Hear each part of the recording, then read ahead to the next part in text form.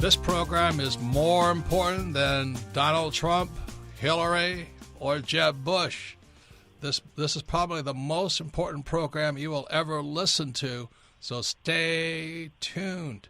We're talking about stuff that is so important to you that very few people even know or understand.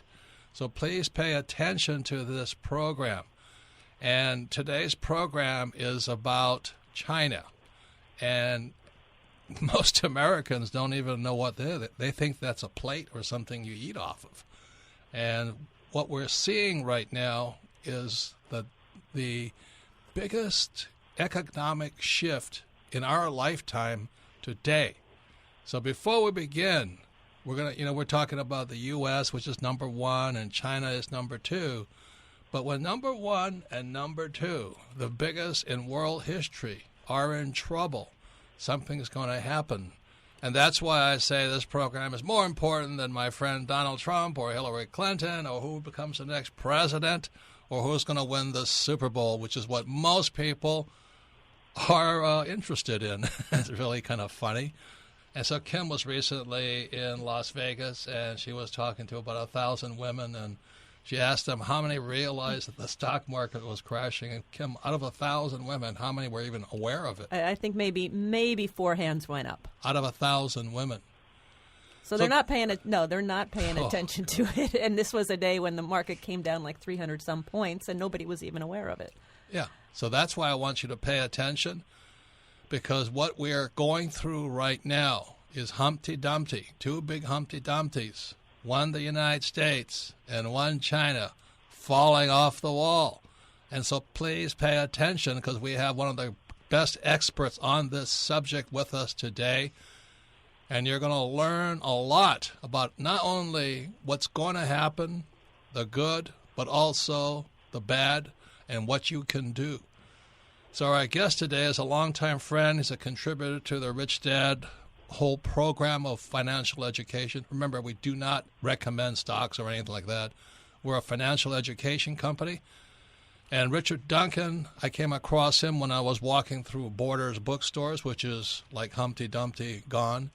I was walking through Borders bookstore, and there was this little book called The Dollar Crisis, which came out in 2003. And for some reason, the hundreds of thousands of books, that book went, psst, psst, hey, pick me up.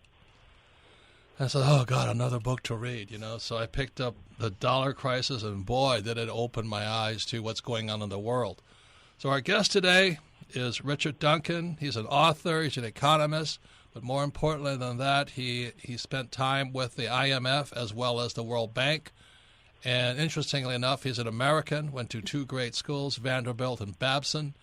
But he now lives in Thailand, and he's been talking about China for years. He's been warning us, saying, hey, it's not as it seems. And, there's a lot of people out there that talk about their opinions on China, and they have their opinions on Asia. But here we're bringing you Richard Duncan, who lives in Asia. He is an expert on China, and he is a leading economist. So this is a very, very special guest and a really special show. So once again, this program is more important than Donald Trump or Hillary Clinton, because this has to do with what happens when number one and number two are in trouble in the world as they fall off the wall. So, Richard, I know it's 10 p.m. or so in Thailand, but welcome to our program, and thanks for giving us your time. Robert, Kim, thank you very much for having me on. It's always great to talk with you guys. Right. Thank and then you wrote a blog about this for Rich Dad, didn't you, about China? I mean, you've been talking about China since I've met you. But well, we were in Shanghai together at a Rich Dad event about 3 years ago, and it was completely obvious that the country was already beginning to go into crisis then. So I've written several blogs for Rich Dad. But the most recent one was on August 15th, called China Joins the Currency Wars. And that's a very important. That's a very important. Your listeners can check that out on your website if they're interested. Right. Many people think it's a stock market and things like this. Really, what it has to do, where Richard and I join forces, and we always say the Rich Dad program. If you agree with me, you're intelligent. So Richard is very, very intelligent, and we've always seen it as a crisis of our currency, which is why I picked up Richard's book, The Dollar Crisis, in 2003. And in that book and his other books are The Corruption of Capitalism, The New Depression, and things like this, but he's always spoke about the illusion that China is the next savior. So Richard, tell us, or tell the audience how you see this China crisis unfolding. Okay, well, so the bottom line is this. China's economy is going into crisis now, and it's dragging the global economy into a new world recession.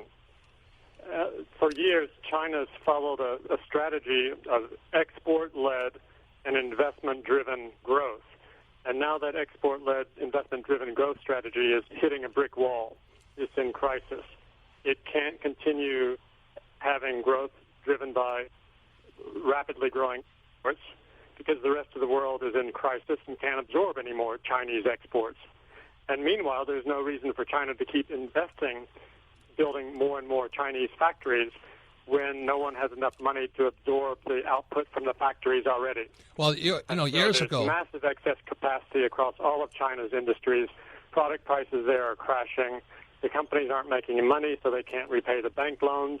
And instead of being a driver for global growth in the world, China is now a big brake on global economic growth because China's imports are no longer growing. In fact, China's imports have been down every month this year by more than 10%. So China's gone into reverse, and it's now a big break on the global economy. But what you were saying years and years ago, when nobody was listening to what Richard Duncan was saying, once again, he's in Thailand right now. He's as close to the pulse of what's going on in Asia. He lives in Thailand. He lives in Thailand also. And what you were saying was that these guys were building factories to nowhere. In other words, they were importing all this concrete and raw material, steel, and they're building these huge factories.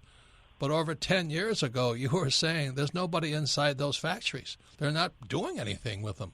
But everybody thought, China's consuming the economic growth because people are busy, they have jobs.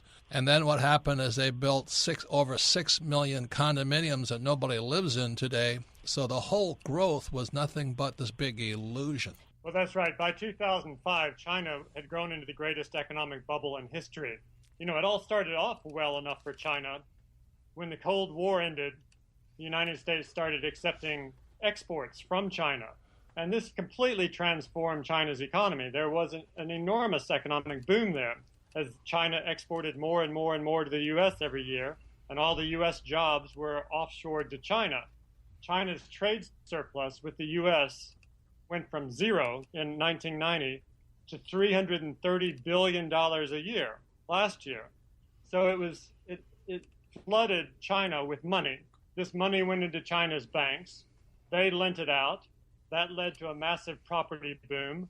They kept lending out more and more money. This created more and more excess property, and they kept building more and more factories. And they started drinking their own Kool-Aid in China. They really thought that they were going to keep growing at 10% a year forever.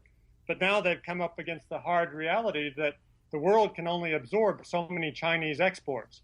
And we've hit that point now. Europe is in crisis, and they can't take any more Chinese exports. Japan's in crisis, and they can't take any more exports.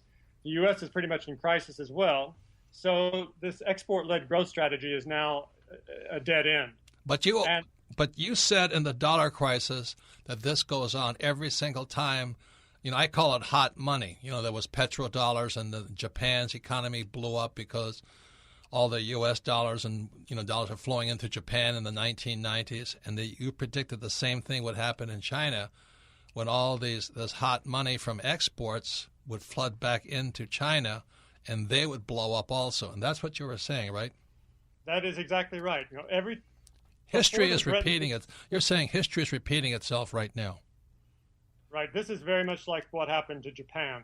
Japan had a big trade surplus with the United States for a couple of decades. Japan blew into a massive economic bubble. That bubble popped in 1990. And now Japan's economy is no bigger today than it was in 1993. It hasn't grown for 2 decades. Yeah, so that's why I want people to read The Dollar Crisis if you can.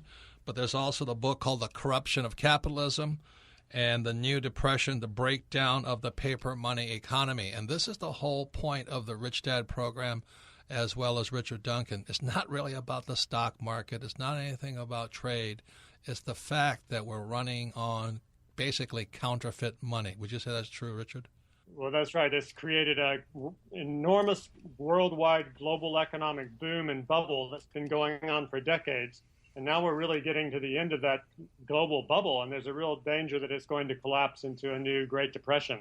Prior to this, only small countries were collapsing. Like, well, Japan's not small, but they're small as compared to the U.S. and China. You know, Greece just collapsed. Puerto Rico's set to go. Detroit collapsed. And so that's why it's very important you understand that this is really a dollar crisis. And that's why if you've listened to Rich Dad for years, we talk about, I use the date August 15th, 1971, the day Nixon took the dollar off the gold standard and we started to print money. And when you printed money, people get excited. See, people started borrowing, and the U.S. economy boomed, and Japan boomed, and now China is boomed, and they're all going bust. Let me ask Richard, you made a point. You said it looks like we're going into a worldwide depression. Is that what you're predicting? Well, so, the reason China is so important is because it's no longer buying more and more commodities from the rest of the world anymore, from Brazil, from New Zealand, from all the other commodity producers. And so they're not buying, the growth and demand from China has stopped and gone into reverse. And that's why countries export, that's why resource countries like Canada and Australia is struggling too, right? That's right. So commodity prices have now absolutely crashed, not just oil, but copper and iron ore and all the commodities, even the agricultural commodities. And so all of the producers, all the commodity producing countries, their economies are going into crisis. Brazil's in crisis, it's in recession, it just had its debt downgraded, and all of the emerging market currencies are crashing. And so we have already entered a new global recession, and it looks like things are going to get worse before they get better. And that's why Richard's book, The Dollar Crisis, people think it's about export and all that. It's really what happens when we use fiat currency, which is government-sponsored money, which the U.S. dollar, after the Bretton Woods Agreement in 1944, made the U.S. dollar the new gold of the world. And so this crisis is not just big, it's massive. And what I'm trying to say to people is something that most people miss. Like if you've read Rich Dad, Poor Dad, Lesson 1, Chapter 1, the rich don't work for money. And the reason I state this, and I want to say it, I would say 99.99% of the people miss this. Kim and I were just in Sonoma, met this nice young man. He's so excited, not young man, he's a little younger than I am. He's so excited because his daughter is going to get a PhD and she's going to get a high-paying job, and it's all because he read Rich Dad, Poor Dad. I said, that's not what I said. Why would you want a high-paying job when you're not supposed to work for money? But I want to let you know the idea of not working for money is not between the left ear and the right ear. People have been so brainwashed like Pavlovian dogs chasing the almighty dollar. So that's why I think it was around 2003 I came across the book, The Dollar Crisis, that explained what I've been trying to explain for years, that the crisis is caused by the U.S. dollar. The dollar is a corrupt currency. It has been misappropriated. It has screwed the world of its wealth. And that's why I wrote the other book, Second Chance. We came out in January of 2015. It's about the dollar. And we have the author of The Dollar Crisis, author and economist Richard Duncan, who went to Vanderbilt and Babson. He worked with the IMF and the World Bank, and once he caught on to the problem is the U.S. dollar, he moved to Thailand. So today he sits on the border of China. He's in the hot spot. He can see it differently than anybody else can see it right now, but he's been saying this for years. And everybody thought that China was going to be the big, big savior of the Western world. But what Richard has been saying for years, China is an illusion. It's not what you think it is. All this growth and all that stuff is not really accurate, and it has happened throughout history. As I said, the Japan economy blew up because of the U.S. dollar. The Chinese economy blew up because of the U.S. dollar. And now we have a global crisis, but this time it's not a third-rate nation. It's two of the biggest, China and the U.S. Would you mind explaining to the audience right now why it is a dollar crisis and how the dollar has set off this global economic boom that is now crashing? Well, all throughout history, gold was money. And in order to buy things, you had to have some gold. So one country couldn't have a very big trade deficit with another country because it would have to pay with its gold, and it would lose all of its gold and lose all of its money, so it would have to stop buying things from other countries. But after the Bretton Woods system broke down, that was a quasi-gold standard, then the United States discovered that it didn't have to pay for imports with gold. It could pay for a lot of imports with just paper dollars that were not backed up by anything. And so for the first time in history, a very large country like the United States started running very massive trade deficits. Well, with the rest of the world. simply said, the Bretton Woods Agreement technically made the U.S. dollar gold, that every country in the world had to trade in it, right? That's right. That was in 1944. So it was as the end of World War II. They knew Germany was defeated, and they said, well, let's make the dollar gold, basically. That's right. There wasn't enough gold evenly spread around the world to simply go back to the pure gold standard, because so many countries didn't have any gold whatsoever. So they pegged the dollar to gold, and all the other currencies were also pegged at fixed exchange rates to the dollar. So everybody had to trade in dollars, not gold. But the dollars were considered as good as gold, and the other countries, if they obtained dollars, they could use those dollars to buy U.S. gold. And so it was effectively a gold standard still, up until the time it broke down in 1971. But then when it did break down, everything completely changed. The United States no longer had to pay with gold. It could just pay with paper dollars. And so it started running unprecedented trade deficits. The trade deficit by 2006, it had grown to $800 billion a year. That was 6% of U.S. GDP. And that meant that the rest of the world could export that year $800 billion of goods to the United States above what the United States bought from them. Nothing like this had ever happened before. So the trade deficit of the United States, the bigger it became, the more the global economy boomed. The thing is all the countries with the trade surplus, like Japan in the 80s, and then the Asia crisis countries like Thailand in the 90s, and now China, all the countries that had a big trade surplus with the U.S., so many dollars went into their economies that it blew their economies into bubbles.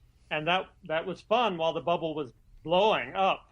But eventually the bubble popped, and then they were in depression. And that's what's gone wrong in Japan, and that is what went wrong in Thailand in the 1990s. That's where I had my education in bubblenomics. I watched the bubble blow up here in the first half of the 90s, and that's where I had my aha moment. And then it became a worldwide phenomenon. The whole world was blown into an enormous bubble by its trade surplus with the U.S. Once again, it's Robert Kiyosaki, the Rich Dad Radio Show. We're talking to Richard Duncan. He's author and economist. His book is The Dollar Crisis, came out in 2003. He's been a regular guest on the Rich Dad program. He has a blog at RECESSION. But what we're talking about here is very sophisticated stuff, so please hang on. And it goes back to why in Rich Dad, Poor Dad, Lesson 1, Chapter 1 says the rich don't work for money because money is no longer money.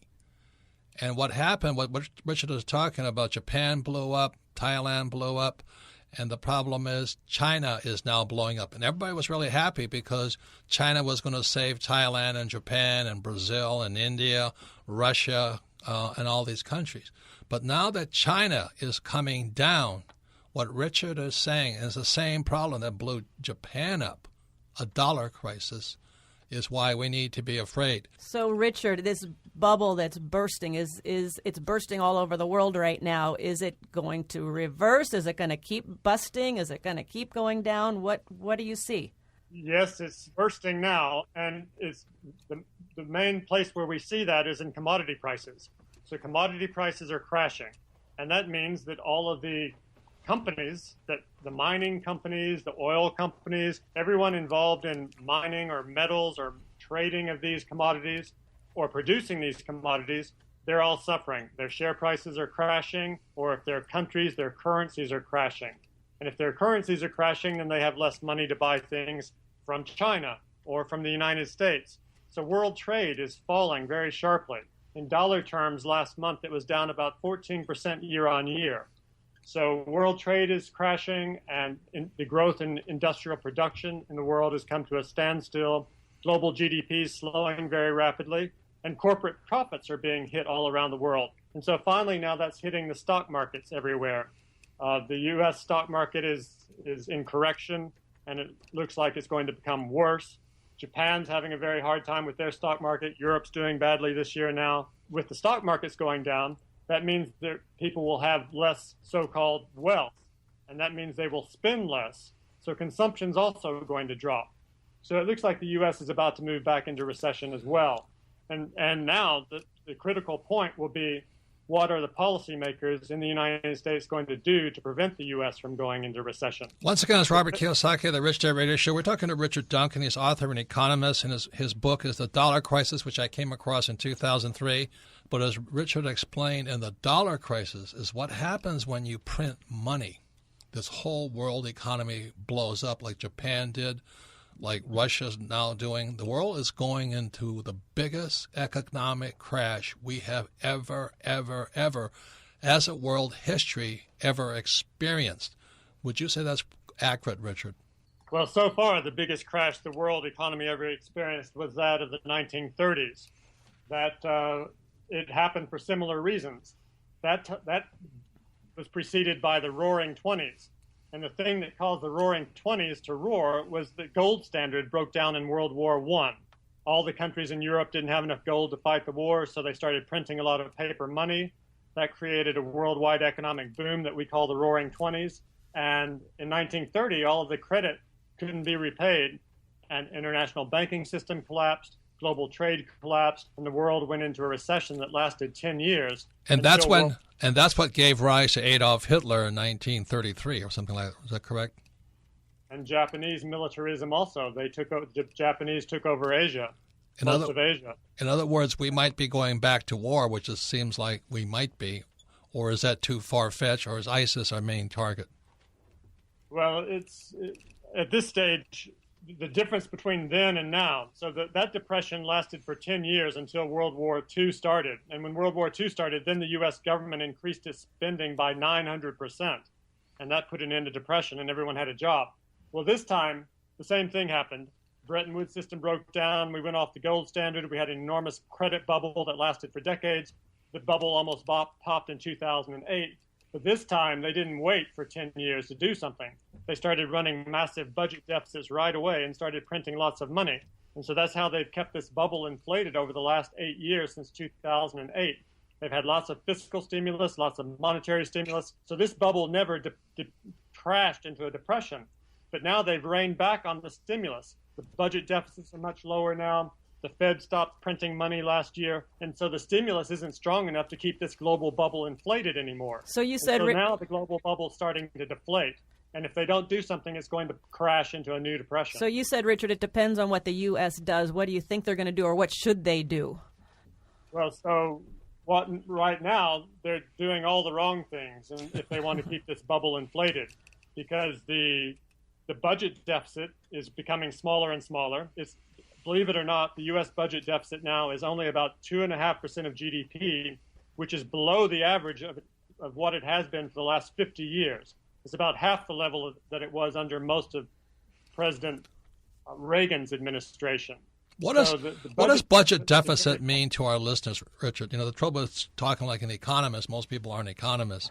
What does a budget deficit mean? It means they're spending less money? It means the government is spending less money than it was before. And when the government spends money, it creates jobs for people, and people have more money, and they spend more. So when we come back, I want you to ask we are in a currency wars, and this is why I say again, Chapter 1, Lesson 1, rich don't work for money. What is the ultimate cause of this global crisis? Why it's going to affect everything we do today? You know, the world economy is collapsing. What we're talking about today is more important than Donald Trump or Hillary Clinton or Jeb Bush. What we're talking today is about why this crisis is coming, but more importantly, what you can do about it. And our special guest today, he's been with us for many years, is Richard Duncan. We've traveled the world together teaching, warning people that this was coming. I first came across Richard Duncan walking through a Borders bookstore, which is now a restaurant, and his book was The Dollar Crisis in 2003. where he predicted the global economic disaster with extraordinary accuracy. And he was always talking, not always, but he was talking about what happened when we print money. And he talked about how the petrodollars hit the world, the peso crisis, the Japanese crisis, the Thai crisis. And now we have China. China blew up into this big world economy. Everybody was happy. It made a lot of people rich, but it was based upon basically counterfeit money.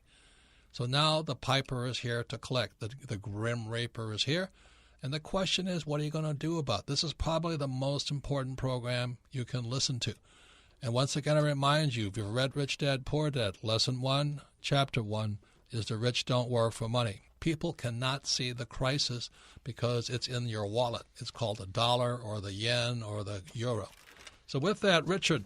And let me just say this about Richard, too. Richard is not just the leading economist, but he also lives in Asia. He lives in Bangkok. So this is not just a good opinion or theory. He's actually living it every day. And he worked with the World Bank and the IMF, which most Americans have no idea what I'm talking about. So, Richard, give us the good news. Please, something. All right. Well, the good news, as ironic as this may sound, is everyone needs to understand that the government has been managing the economy since World War II. And they haven't been managing it very well, but they're not going to stop managing it now. And so if we had a laissez-faire capitalist economy, we would now be in a depression like the 1930s. The reason we're not is because the government once the bubble popped in 2008, the government reflated it with very large budget deficits, government spending, and the Fed printing a lot of money. Well, they're not going to stop doing that. They are not going to give up so easy. They're going to spend more money, and they're going to print more money. And when they do that on an aggressive enough scale, this current global recession that's now becoming deeper is going to get better. The global economy will begin to grow again for a while. Because they're printing money? Just because they're printing money? That's right, because the government's going to intervene again and have probably larger budget deficits. The government will spend more, and the Fed's going to print more money. It's going to have another round of quantitative easing. They don't say so. In fact, they say they're going to do the opposite. They say they're going to start increasing interest rates. But I don't believe that, because if they do, then we will have a depression, and they don't want that. So they're going to have to do the opposite. They're going to have to print more money. We're going to have another round of quantitative easing. This will be the fourth round. And so they're going to print money, and they're going to use that newly printed money to buy up financial assets. And that will push the stock market back up again. So what people should do is wait for Janet Yellen to approach the Fed chairwoman, to approach the microphone. And as soon as her lips begin to form the letter Q, that's when they need to buy stocks, because they're all going to skyrocket. So doesn't that just push the problem down the road? Doesn't it just get bigger and bigger as they keep printing money? Don't we have to pay the piper at some point? Well, at this stage, the bubble is so enormous that if it pops, no one alive today is going to live long enough to see the recovery. So I'm for kicking this can as far down the road as possible. They've just kicked it for 8 years. There's nothing to stop them from kicking it for another 8 years, and maybe 16, and maybe 24. And so that's what they're going to try to do. Well, that's really good news. So in order to make money, the trick is to figure out what the government's going to do next, because they are managing the economy. And what they're going to do next is they have two choices. They do nothing, and we collapse into a new world depression with very frightening geopolitical consequences, or they do something and print more money and push the stock market back up one more time at least, and we get another 3 or 4 years out of it, and maybe they can figure out some better plan in the meantime. Please listen to this. The problem is the dollar. It's a very corrupt criminal, almost a criminal currency. Richard, could you explain what a fiat currency is for the listeners? Traditionally, gold was money, and some banks issued paper notes that were more convenient to carry around. But you could take the note to the bank and get the money in gold for it. So all the paper money was backed up entirely by gold. But over time, we reduced the gold backing for the paper money to a smaller and smaller proportion. And then in 1971, we stopped backing money with gold entirely. So now the governments are free to create as much paper money, or fiat money is the technical term for it, as they choose. And they created $10 trillion of paper money between the year 2000 and now. And that doesn't count the money that the Fed has created, the ECB has created, or the Bank of Japan has created. Those are just the emerging markets. So if you add them all together, we are approaching something like $20 trillion of fiat money creation since the turn of the century. That'd be like, that's like the world using a credit card and not able to pay for it. Is that basically a simple way of getting people to understand, or writing bad checks? But with so much money being created, such a limitless credit card that it transformed the world economy. The world produced more and more things to allow people to buy with all of this credit. Right. I understand. So what's happening? And we talked about Asia right now is blowing into a bubble that's collapsed. What's happening in Europe? Greece was the first casualty. Yes. So in Europe, it's a similar story. Everywhere in the world, credit, once we stopped backing dollars with gold or money with gold, credit exploded. And the very rapid growth in credit created rapid economic growth everywhere. But we've hit the point now where credit can't keep growing because the people just don't have enough income left to pay it back. To afford credit. So let me ask this. This is another way of looking at it. One of the problems I saw with Greece is they're now borrowing money to pay the interest on their debt. Is that pretty simplified enough? Right. And isn't that what the U.S. doing too? We're borrowing money to pay the interest on our debt? You know, it's been very interesting that the amount of debt, the amount of interest that the U.S. government is paying is actually becoming smaller. Oh. That's because the interest rates on government bonds have fallen from 8% to practically nothing, right. Something like 2%. And so the interest, even though the amount of debt is becoming larger and larger, the interest on the debt, the interest rate is so low that the amount the government's paying is becoming smaller. And on top of that, the Fed has bought up almost $2 trillion of government debt. And when they do, the government has to pay the Fed interest on that debt, but at the end of every year, the Fed just gives all of its profits right back to the government. So the government doesn't have to pay any interest on the money that the Fed has created and used to buy treasury bonds. Right. So what does this mean to the average person like you and me walking down the street, going to Walmart? Well, it means that we are all on government life support at this stage because of mismanagement of the economy going back for about 50 years. An enormous worldwide global bubble is formed. And if left to the forces of supply and demand and laissez-faire, it will implode into a new depression. And it's only the government intervention through very large government spending programs and paper money creation that this bubble's remaining inflated. And some people believe that we should take the medicine now and let the bubble crash. But what they don't understand is that if we are at the point now where the crash would be so painful, it would potentially be civilization destroying. Once again, Robert Kiyosaki, the Rich Dad Radio Show. We're talking to economist and author Richard Duncan. He's the author of The New Depression, The Breakdown of the Paper Money Economy. Everybody should read that book. Richard's website is richardduncaneconomics.com. And Richard, let me ask you this. Here in the U.S., there's a lot of talk of raising wages. Everybody wants to raise wages, but the economy is coming down. What's your point of view of what's going to happen in the U.S.? What's going to happen to an individual's wages? Well, wages have really been stagnant now for decades, going back almost all the way to the 1970s. That's because of globalization. We used to produce things in the United States. There were millions of manufacturing jobs, and people earned a high wage in those manufacturing factories. But most of those jobs now have moved to countries where the wages are just about $10 a day or less. And so that downward pressure on U.S. wages is really one of the key aspects of this global crisis. If wages don't go up, then consumption can't go up. And there's no point in producing more goods if people can't afford to consume more goods. So the outlook for wage growth in the U.S. continues to be very bad because globalization is still just really in its infancy. There are hundreds of millions of people around the world who would be glad to work for $5 a day. What would you say to the average person? What can they do now? In the short term, they can try to anticipate what the Fed is going to do. Because when the Fed announces QE4, there's going to be a very big stock market rally. So for a long time, my advice has been when the Fed is printing money, that's when people should be invested in stocks. And when the Fed stops printing money, that's when they should take their profits and wait for this stock market correction. So for example, in 2013, the Fed printed more than $1 trillion and the stock market went up 30%.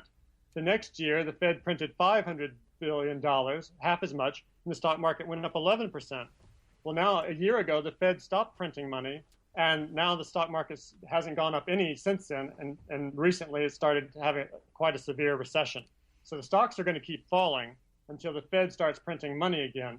And when it does, and I believe it will, then they're going to go up sharply again. And once again, Richard, I want to thank you for contributing to the Rich Dad website. And everybody, the most important thing is to pay attention. It's like we started this program when Kim was speaking to about 1,000 women in Las Vegas. Only 3 had any idea that the stock market was crashing. And most people have got their heads up to you-know-what. And so that's why, Richard, I thank you for contributing to us, always keeping us informed. We'll have you back as soon as possible because this situation is not going away for a while. You have a blog called Macro Watch, and you have a special discount for people who support Rich Dad. What is Macro Watch? Yeah, that's right. Macro Watch is a series of videos. I make up PowerPoint presentations in a video format every couple of weeks, discussing what's happening in the global economy and how that's likely to affect asset prices. And I upload it to my website. And so members of Macro Watch can watch these videos. There are now 17 hours of video content. And as we talked about earlier, it was that there was a Bretton Woods Agreement in 1944. The average person has no idea what that meant. It was held in New Hampshire. And then we had, in August 15, 1971, Richard Nixon took the dollar off the gold standard, and we began printing money, which causes great economic boom and a currency war. So once again, thanks to Richard Duncan. So this is a tough subject for most people to understand. But please remember, Chapter 1, Lesson 1 in Rich Dad, Poor Dad. The rich don't work for money. There's a reason for that. And one of the main things I took away, my eyes lit up when Richard said he wants the government to keep printing money. Either it's basically we're going to print money or we're going into Armageddon. I mean, that's kind of was the bottom line. So it was pretty fascinating. So yeah, please listen to the show again because there was a lot of great information. And at Rich Dad, years and years ago, we did a book study on the dollar crisis, which came out in 2003, and it was really tough. I don't necessarily recommend or not recommend the book. If you're fairly smart and you can absorb and read well, Dollar Crisis is a fantastic book. But it explains what happens when the dollar became the new gold in 1944. Every place the dollar went, it created these false boom economies. And everything was fine until China comes along. So the reason we play Humpty Dumpty, when the dollars flowed into China, it created this boom economy, and now the boom is going bust. That's why it is important. Most important thing you can do is listen to Rich Dad. We don't make financial advice. We don't recommend anything. But it's really to be aware of what's happening, why it's happening, to see things the average person doesn't see. And that's your greatest advantage, is to be aware when the other person is sitting at Disneyland licking bonbons. So you can submit your questions now to Ask Robert, probably the most popular part of our program, and submit your questions to AskRobert@RichDadRadio.com. So Melissa, what's the first question? Our first question today comes from Angras in Halifax, Canada. Favorite book, Midas Touch. It says, I have a small cell phone accessories and repair business with 6 employees in Canada. I am not into the stock market and I really have no interest in that. But can you please help us to understand how the China crisis will affect regular people like us and how we can protect our jobs and businesses? Well, the most important thing you can do is listen to Rich Dad Radio. I would listen to this program again and again and again until it sinks in. Please understand, money is invisible. You can't see it. The second thing is I'd be very aware of Canada because, I love the Canadian people. But you guys got pretty cocky, during the shale oil boom and all that. But Canada is in the same category as Australia and New Zealand. You're resource export-driven economies. Now that the Chinese they are already not accepting more resources from China, that means your little cell phone business will suffer, and so will your employees. So the most important reason an entrepreneur should study and pay attention is, number one, you have a huge responsibility to take care of the future of your employees. And when I meet entrepreneurs who are not studying and not really caring about what's going on in macro economy, they're really screwing their employees because they're being bad leaders in the whole thing. So I would say the most important thing you can do is I wouldn't close off the idea of the stock market, but I would be saying I, as an entrepreneur and employer, will invest more in my education so I can do a better job of protecting my employees. You'll always have businesses because people will continue to use cell phones. But the question is what's going to happen in the macro of the world as well as Canada. No, I think exactly right. You've got to be more educated, be more aware, figure out what's going on. Because I think about a cell phone accessories business and repair. Maybe as the economy gets worse, more people are going to go to repair than buying new phones. It might be a good thing. Do your products come from China? There's a lot to talk about. A lot of factors that go into a business. But the most important thing is what can you do personally to grow your business and take care of your staff. So next question, Melissa. Our next question comes from Cameron in New Zealand. Favorite book, Unfair Advantage. My wife and I are preparing to start investing in real estate in the near future. However, given that stock markets are teetering on collapse and there is a real estate bubble in this country, should we invest and get some cash flow started as soon as possible, or perhaps wait a little longer to take advantage of likely lower prices? As I said, New Zealand, Australia, and Canada, I love the people in that country and all that, but I worry about them. You guys are resource driven. I remember when the Aussie dollar was worth more than the U.S. dollar, and it collapsed again. So the same as the Canadian, the loonie was like $1.10 to the U.S. dollar. Now it's back down again. As Richard Duncan says, we're in a currency wars. The average person, I don't care what country you live in, really has no idea what a currency war means. What it means is that the country has to devalue their currency. They have to make the currency weaker, less valuable, because if they don't devalue the currency, then your exports dry up. If your currency is very, very weak, people will buy your products. So it's really what I'm doing my best to say to people. I talk about real estate, I talk about stocks, but what Richard Duncan is saying, it is a currency problem, not real estate or not stocks. And so if people could pull their heads out of their butts and realize it's something they cannot see, it's this thing called money. Once again, that's why in Rich Dad Poor Dad, Chapter 1, Lesson 1, the rich don't work for money.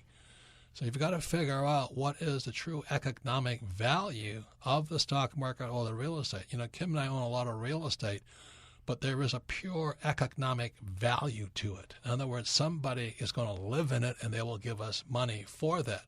A lot of these idiots go out there, they just buy real estate that's so expensive, nobody wants to live in it. And that's what happened in China. They have reportedly 6 million empty units, and they have whole cities that are empty. I went there, and there was shopping centers that are completely ghost towns. And so when somebody standing and said, well, should I invest in real estate? I mean, the prices are really low. I said, yeah, if you're an idiot, buy as much as you can. Comments, Kim? Yeah, I just take off on this one little comment that Cameron made. He said, or perhaps should we wait a little longer to take advantage of lower prices? I think there's also an excuse in there going, oh, well, here's a reason I shouldn't invest because I don't really want to invest. I'm looking for an excuse not to, because if you're going to invest now in real estate, you do have to be more diligent. I mean, do you really want to get into this game of real estate? Do you want to take it seriously? It is a business. It's not a hobby. If you're going to do it, you're going to do it because there's always some niche out there or some deal that you can do. But you're going to have to be more diligent. You're going to have to be smarter. But don't use the stock market or the economy as an excuse not to do something. Well, let me give you another point of view on this thing. You see, if the New Zealand dollar gets weaker, but your economy stays exporting, then real estate goes up. Yep. Do you understand? But there's no answer to it. It's always going up and down. That's why Macro Watch from Richard Duncan at RichardDuncanEconomics.com, your job is to pay attention, because the reason we play Humpty Dumpty, this is not only a small country like Greece going down. This here is number 2 and number 1, China and the United States going down. And as Richard said, the odds are they're going to start printing more money. So that might mean real estate might go up more, and it might not. or stocks might go up more and stocks may not. That's why if you read Rich Dad, Poor Dad, I only invest in cash flow. What is that real estate really worth? The thing that most people miss is that today interest rates are at an all-time low. What does that mean? Interest rates being low means the government wants you to borrow money. So if you can borrow money to buy good real estate that produces income and will produce income into the future, then it's a good investment. But you've really got to start paying attention and study more, be aware of macro as well as micro. New Zealand is a rich country in resources, and it'll do very, very well because I think it's got a great economy, great government. But it doesn't mean you just buy blindly like an idiot. So don't be an idiot. Pay attention. Next question, Melissa. Our next question comes from Kevin in Cleveland, Ohio. Favorite book, Rich Dad, Poor Dad. He says, Robert, I am 25 years young and have been paying into a 401k for almost a year now. How can I avoid a big loss on my money in the future? Once again, don't ask me about that because I think anybody who has a 401k is stupid personally. But it doesn't mean that you shouldn't have one. Now, if you want to get out of it, you better find a place that is better than the 401k because you will pay a penalty. So that's why I'm saying it's not about the 401k. It's not about real estate or the stock market or being an entrepreneur. It is being aware of what's between your ears, your left ear and your right ear. Because what you do with your money is ultimately dependent upon how smart you are.